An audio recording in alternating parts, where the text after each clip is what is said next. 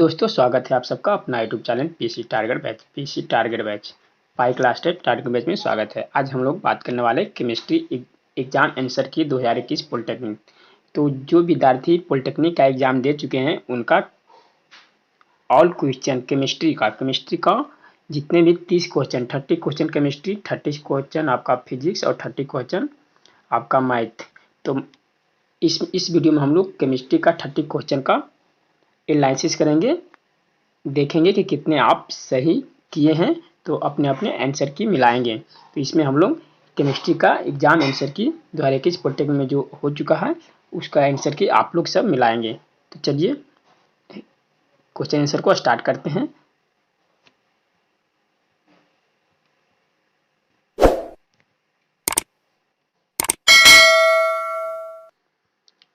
Question number यानी कि 31। Question number 31 में देखिए कर रहा था सीधे राइट है। सीधे राइट यानी सीधे राइट का ये फार्मूला पूछ रहा था। इसका फार्मूला क्या हो जाता है?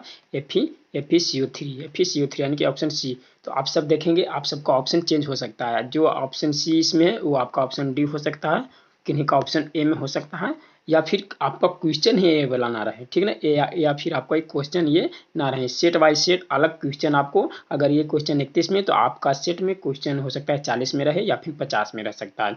तो आप लोग सिर्फ आंसर से मिलाएंगे या क्वेश्चन से मिलाएंगे। क्वेश्चन में क्या कर रही है? क्वेश्चन में कर रही है कि सीधे राइट है, तो FeCO3 यानी कि आप FeCO3 ये आपका राइट आंसर हो जाएगी। तो ध्यान देंगे कि यहाँ पर क्वेश्चन से आप लोग आंसर को मिलाएंगे कि सीधे राइट है क्या है। तो आप देखेंगे कि किस क्वेश्चन का नंबरिंग में आपका सीधे राइट पूछ रही है।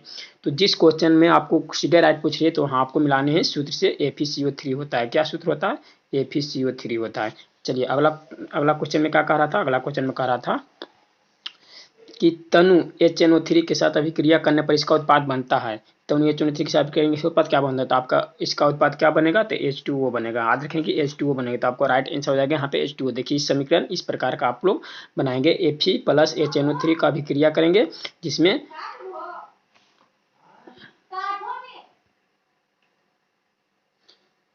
आंसर हो जाएगा आपको H2O। देखेंगे आप सबका H2O जिस ऑप्शन में होगा आपका राइट आंसर हो जाएगा H2O। ये देखिए अभिक्रिया कराएं Fe प्लस HNO3 से अभिक्रिया करने पर आपका FeNO3 और उत्पाद में क्या बन रही है? तो H2O बन रही है उत्पाद में H2O, ठीक है। तो आपका राइट आंसर H2 हो जाएगी। चलिए नेक्स्ट में करा है कि Cu यानी कि कॉपर, Cu यानी कि कॉपर अयस्क का एक ऑक्साइड है, तो आपको क्यूपराइट हो जाएगी Cu2O क्यूपराइट। तो आप लोग देखेंगे किस ऑप्शन में आपका क्यूपराइट है, तो आपको Cu2O आपका जो राइट आंसर हो जाएगा Cu2O। चलिए नेक्स्ट क्वेश्चन में कह रहा है कि कौन एक रबर के सल्फाइनाइजेशन के लिए प्रयोग में आता है? तो आपका आता है सल्फर। याद रखें कि आपका सल्फर का सूत्र क्या होता है? एस, यानी कि सल्फर जो आपका रबर के सल्फाइनाइजेशन के प्रयोग में आता है। तो याद रखेंगे ऑप्शन नंबर डी में है। आप देखिएगा किस क्वेश्चन का ऑप्शन नंबर आपको किस में है, ए में है या बी में या सी में डी है, तो आप लोग मिलाएंगे, सल्फर आपका राइट आंसर हो जाएगी। चलिए नेक्स्ट क्वेश्चन नंबर 35 में करता था कि हीरे में प्रत्येक सी के कितने परमाणु संबंधित है। देखिए ये क्वेश्चन नंबर 35 में है, ये 34 में, लेकिन आप सबको चेंज क्वेश्चन रख सकती है। तो जिस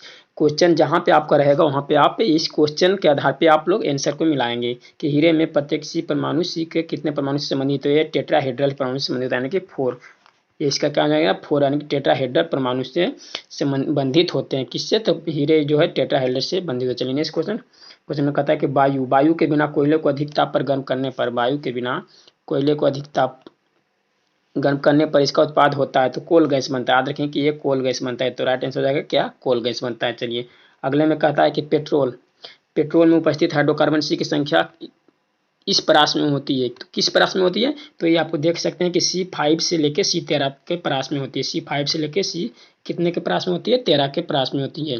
तो चलिए वीडियो को जल्दी जल्दी से लाइक कर दीजिए और कमेंट कीजिए कि आप कितने सही कर रहे हैं। आप कमेंट में बताइए कि आपका कितने, आप जो क्वेश्चन आपको जो एग्जाम दिए उसमें आप कितने सही कर रहे हैं। तो ये सारे बच्चे क्वेश्चन ये आपको कमेंट सेक्शन में बताना कि आप कितने सही कर रहे हैं। सारा ये आपका एनालिसिस किया हुआ ये राइट क्वेश्चन आपका है। तो आप सब जरूर से जरूर बताएंगे कि आप कितने सही कर रहे हैं। चलिए अगला क्वेश्चन कहता है कि प्रकाश संश्लेषण में कौन सी गैस निकलती है? तो आपका कौन सी गैस निकलती है? तो आज देखेंगे O2 गैस निकलेगी। कौन सी गैस निकली? तो O2 गैस निकलेगी। चलिए नेक्स्ट में 39 में क्या कहता है? कि किसका कैलोरी मान न्यूनतम होती है। तो आप सब देखेंगे कि ऑप्शन में 4 ऑप्शन में इसमें एक उपले होंगे, जिसमें एक उपले होंगे तो उपले का जो होता है कैलोरी मान न्यूनतम होता है। ठीक है, उपले का कैलोरी मान न्यूनतम होता है। चलिए आज मिला लेंगे कि उपले आपका राइट आंसर है। चलिए नेक्स्ट क्वेश्चन नंबर 40 में कहती है कि एक उदासीन विलयन पीओएच का मान होगा, यानी कि यहाँ पर पीएच मान पूछ रहा है उदासीन का पीएच मान। तो यहाँ पर देखिए आप पीओएच यानी कि पीएच का मान क्या हो जाएगा 7 हो जाएगी। पीएच का मान क्या होगा तो 7 होगा। तो आपको ऑप्शन में दिखेगा 7 कहीं पर नजर आ रही होगी, तो आपको राइट आंसर हो जाएगी 7। क्या हो जाएगी राइट आंसर 7। चलिए नेक्स्ट में कह रहा है FeCl3 जल के घोल में किसका उत्पाद करता है। FeCl3 plus H2O। देखिए Fe प्लस आपका जो उत्पाद करेगा Fe के होल H2O3। ठीक है, Fe का आपका OH के होल 3 करेगा। तो याद रखेंगे कि FeCl3 जल के घोल में किसका उत्पाद करता है, तो आपको इतना का उत्पाद करेगा। तो राइट आंसर आपका ये हो जाएगा। चलिए अगला में कहता है कि साबुन के निर्माण के दौरान इसका उत्पाद होता है, तो क्या होता है तो ग्लिसराय। किसका उत्पाद होता है तो ग्लिसराय का। तो आपका राइट आंसर जो है ग्लिसराय, जिस ऑप्शन में आपका ग्लिसराय होगा वो आपका राइट आंसर हो जाएगा। चलिए अगला में कहता है कि CH3OH का क्वथनांक क्या है। तो CH3 का क्वथनांक होता है आपका 64 डिग्री सेल्सियस से 65 डिग्री सेल्सियस। ठीक है, तो जिस ऑप्शन में आपका 64 डिग्री से 65 डिग्री सेल्सियस यानी कि आपका ऑप्शन दिया होगा सिर्फ 64 डिग्री सेल्सियस, तो जिस ऑप्शन में आपका 64 डिग्री सेल्सियस होगा वो आपका राइट आंसर हो जाएगा। लेकिन होता है 64 से 65 डिग्री सेल्सियस, तो आपका राइट आंसर क्या हो जाएगा 64 डिग्री सेल्सियस हो जाएगा। चलिए अगला क्वेश्चन कहता है कि C2H5OH में Na धातु डालने पर उत्पादों में से एक है। तो Na धातु डालने पर उत्पादों में से यानी कि सोडियम धातु डालने पर उत्पादों में से एक क्या है, तो आपका ये आपका राइट आंसर हो जाएगी। C2 क्या उत्पाद हो जाएगा C2H5ONa plus ONa plus H2, ये आपका यानी कि H2 उत्पाद निकलेगा आपका ये। ठीक है, H2 उत्पाद निकलेगा। तो आपका राइट आंसर क्या होता है तो H2। आप ऑप्शन में देखिएगा H2 होगा कहीं पे, तो आपका राइट आंसर हो जाएगा H2। नेक्स्ट में 45 में कहता है कि जल में कौन न्यूनतम घुलनशील है। तो आपका राइट आंसर यहाँ पर देख सकते हैं कि CH3COOH जो है न्यूनतम घुलनशील होता है। तो जिस क्वेश्चन का ऑप्शन में आपका CH3COOH रहेगा वो आपका राइट आंसर हो जाएगा। ठीक है, राइट आंसर ये आपका हो जाएगा। चलिए अगले में 46 में कहता है कि पावर एल्कोहल क्या है। तो पावर एल्कोहल में आपको याद रखेंगे पावर एल्कोहल में 80% जो होता है पेट्रोल होता है और C2H5 यानी कि OH होता है 20%। तो आपका यही आपका पावर एल्कोहल है। तो पावर एल्कोहल क्या है तो आपका जो यहाँ पे राइट आंसर हो जाएगा,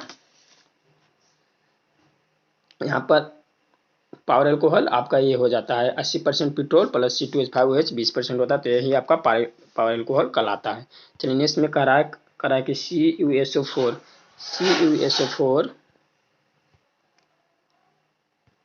कह रहा है कि CuSO4 विलयन में एक लोहे की कील डालने पर विलयन का रंग कुछ समय पश्चात हरा हो जाता है। इसका क्या कारण है तो इसका कारण है ऑक्सीकरण होता है इसके कारण, यानी कि Fe यानी कि आयरन का ऑक्सीकरण होने के कारण जो है विलयन कुछ पश्चात रंग जो होता है विलयन का रंग कुछ समय पश्चात हरा हो जाता है। क्या हो जाता है तो हरा हो जाता है। किसके कारण तो Fe ऑक्सीकरण के कारण। तो जो विद्यार्थी Fe ऑक्सीकरण टिक आउट किए वो उनका आंसर सही है। चलिए नेक्स्ट में कह रहा है कि 48 में कह रहा है कि Pb3O4 में Pb की ऑक्सीकरण अवस्था है। Pb3O4 में Pb की ऑक्सीकरण अवस्था है। तो आपका राइट आंसर हो जाएगा Pb का +4। क्या हो जाएगा Pb का +4 हो जाएगा। चलिए नेक्स्ट में कह रहा है कि 49 में कह रहा है कि कौन एक जेडन वर्ग में है। तो आपका Hg जो है जेडन वर्ग में होगा। तो जो विद्यार्थी Hg ऑप्शन टिक आउट किए उनका राइट आंसर हो जाएगी। चलिए अगले में कह रहा है कि किसकी आयनिक त्रिज्या न्यूनतम होती है। तो किसकी आयनिक त्रिज्या न्यूनतम होती है तो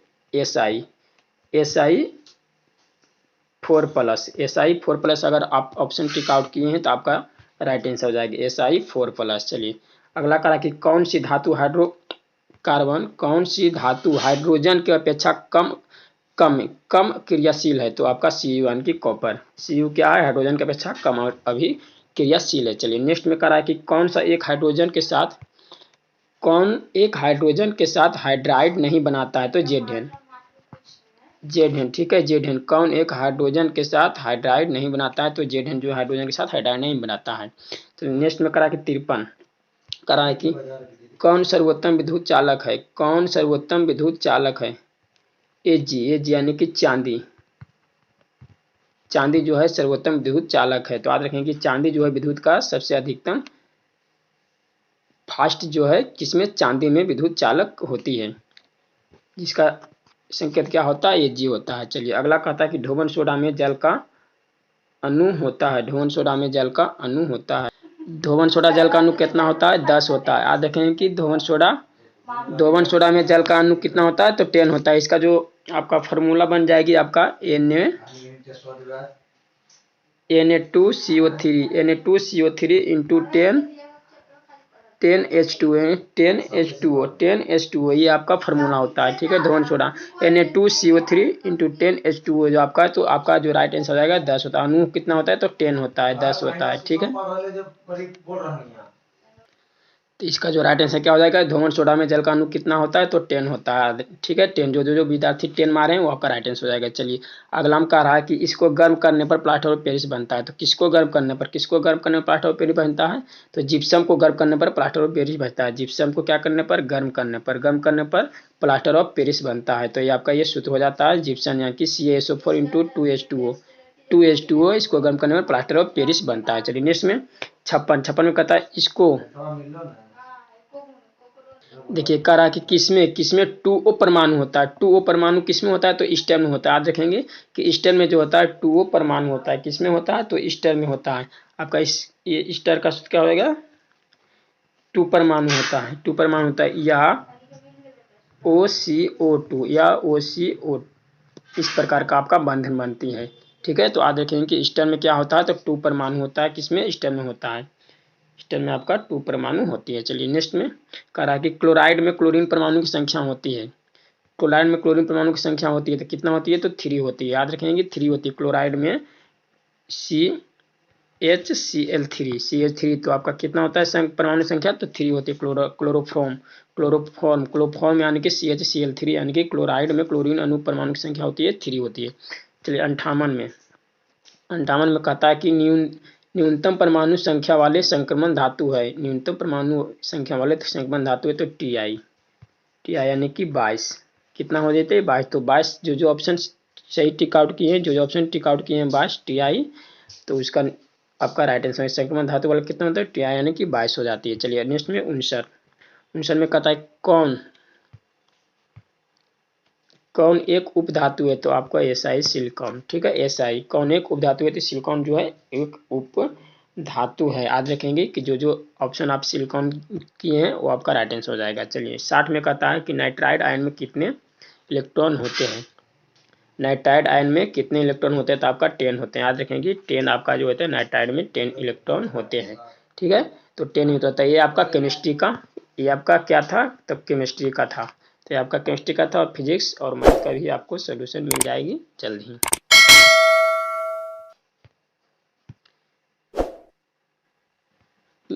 वीडियो को अपने दोस्तों में ज़्यादा से ज़्यादा शेयर करें ताकि वो भी राइट आंसर का चयन कर सकें, आंसर की मिला सकें। चलिए नेक्स्ट वीडियो में फिजिक्स का सोल्यूशन में मिलते हैं।